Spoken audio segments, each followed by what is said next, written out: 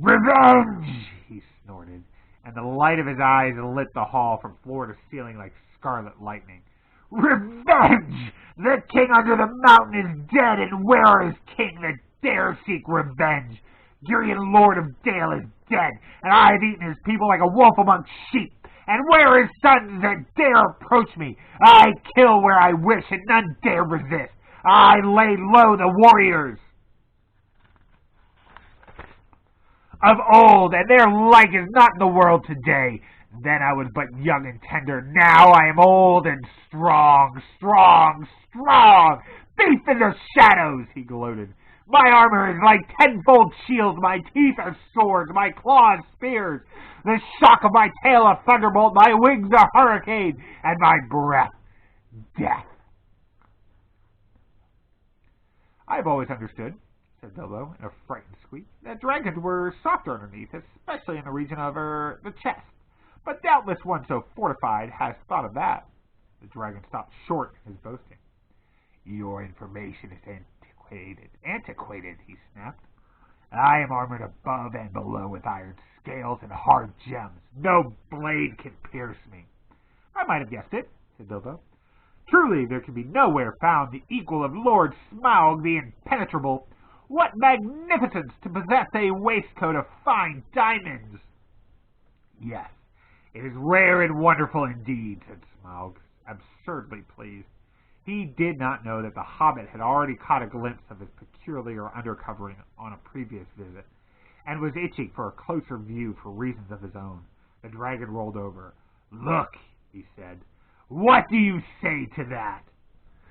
Dazzlingly marvelous, perfect, flawless, staggering, exclaimed Bilbo aloud. But what he thought inside was, old fool, why there is a large patch in the hollow of his left breast as bare as a snail out of its shell.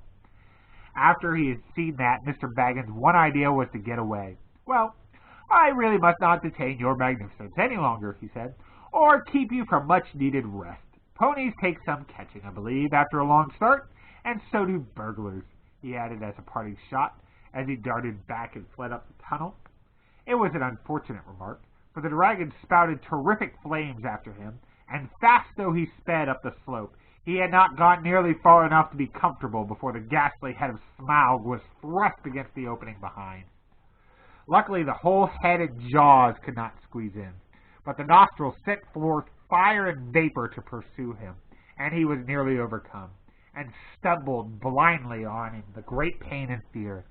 He had been feeling rather pleased with the cleverness of his conversation with Smaug, but his mistake at the end shook him into bitter sense.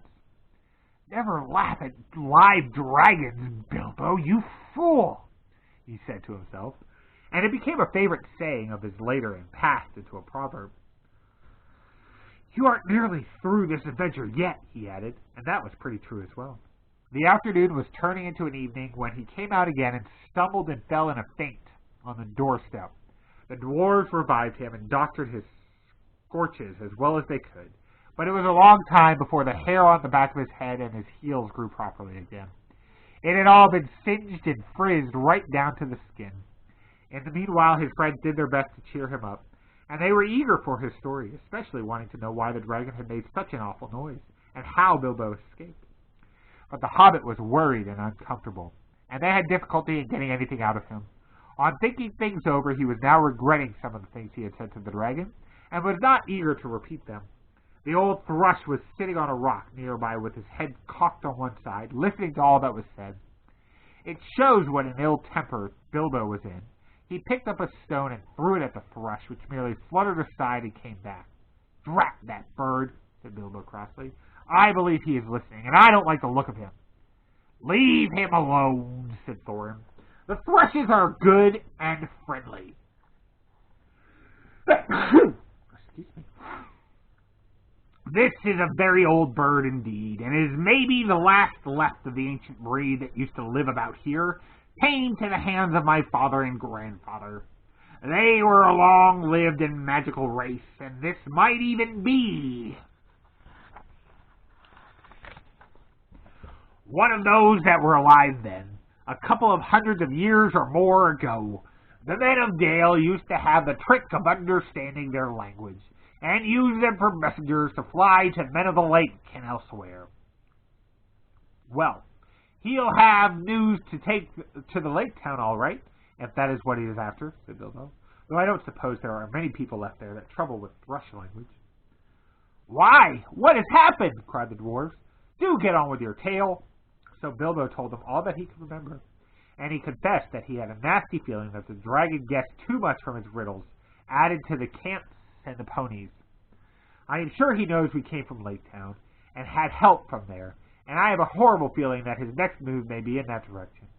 I wish to goodness I had never said that about Barrel Rider. It would make even a blind rabbit in these parts think of the lake men.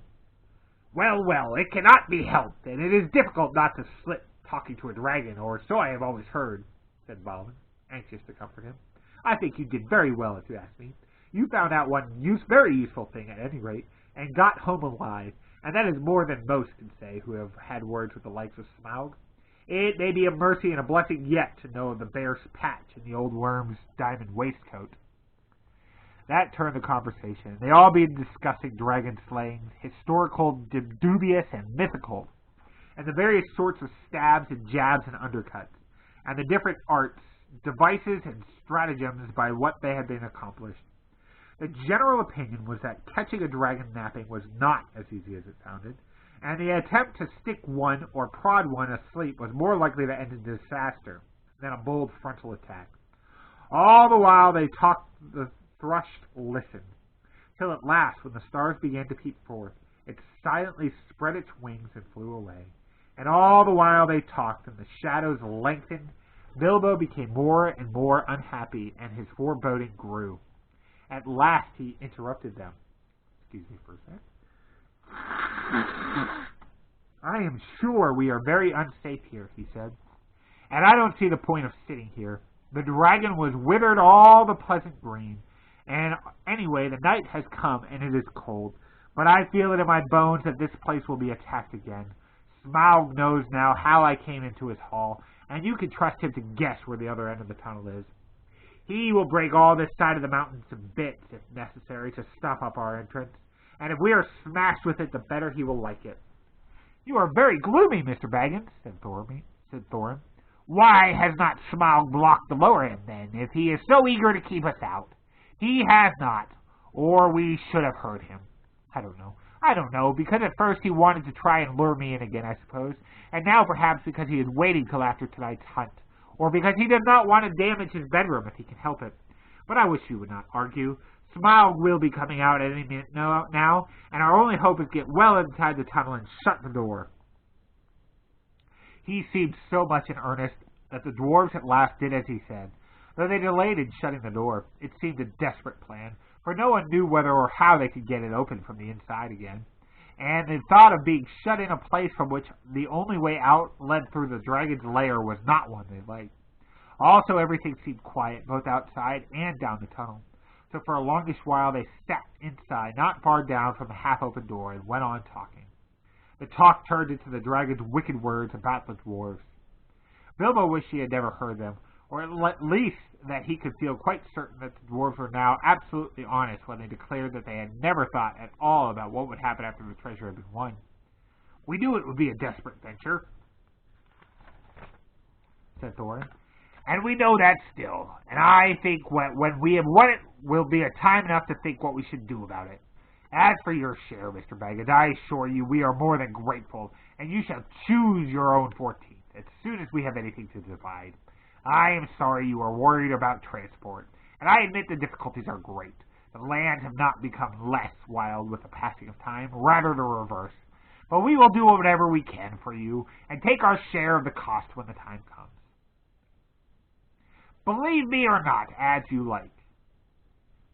From that, the talk turned to the great hoard itself, and to the things that Thorin and Balin remembered. They wondered if they were still lying there unharmed in the hall below. The spears that were made for the armies of the great king Beladorthin, long since dead, each had a thrice-forged head, and their shafts were inlaid with cunning gold, but they were never delivered or paid for. Shields made for warriors long dead, the great golden cup of Thror, two-handed, hammered and carven with birds and flowers whose eyes and petals were of jewels, coats of mail, gilded and silvered and impenetrable, the necklace of Geryon, Lord of Dale, made of 500 emeralds, green as grass, which he gave for the arming of his eldest son, and a coat of dwarf links, rings like of which had never been made before. For it was wrought of pure silver to the power and strength of triple steel. But fairest of all was the great white gem, which the dwarves had found beneath the roots of the mountain, the heart of the mountain, the Arkan stone of Thrain. The Arkan stone, the Arkan stone, murmured Thorin, in the dark, half-dreaming with his chin upon his knees. It was like a globe with 1,000 facets. It shone like silver in the firelight, like water in the sun, like snow under the stars, like rain upon the moon. But the enchanted desire of the horde had fallen from Bilbo. All through their talk he was only half listening to them. He sat nearest to the door, with one ear cocked for any beginnings of a sound without. His other was alert for the echoes beyond the murmurs of the dwarves, for any whisper of a movement from far below. Darkness grew deeper, and he grew ever more uneasy. "Shut the door," he begged them. "I fear the dragon is in my morrow. I like this silence far less than the uproar of last night. Shut the door before it's too late!" Something in his voice gave the dwarves an uncomfortable feeling. Slowly, Thorin shook off his dreams, and getting up, he kicked away the stone and wedged the door. Then they thrust upon it. It was closed with a snap and a clang. No trace of a keyhole was there in the inside. They were shut in the mountain, and not a moment too soon. They had hardly gone any distance down the tunnel when a blow smote the side of the mountain like a crash of battering rams made of forest oaks and swung by giants. The rock boomed, the walls cracked, and stones fell from the roof on their heads. What would have happened if the door had still been open, I don't like to think. They had fled further down the tunnel, glad to still be alive, when behind them outside they heard the roar and rumble of Smaug's fury. He was breaking rocks to pieces, smashing wall and cliff with the lashings of his huge tail, till their little lofty camping ground, the scorched grass, the thrushes stone, the snail-covered walls, the narrow ledge, and all disappeared in a jumble of smithereens, and an avalanche of splintered stones fell over the cliff into the valley below. Smaug had left his lair in silent stealth, quietly soared into the air, and then floated heavy and slow in the dark like a monstrous crow, down the wind toward the west of the mountain, in hopes of catching unawares something or someone there, and of spying the outlet to the passage which the thief had used. This was the outburst of his wrath when he could find nobody and see nothing, even where he guessed the outlet must actually be.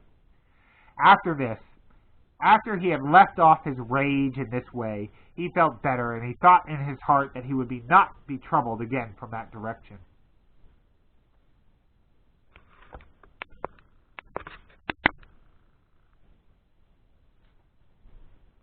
In the meanwhile, he had further vengeance to take. "Barrel rider," he snorted. "Your feet came from the water side, and up the water you came without a doubt.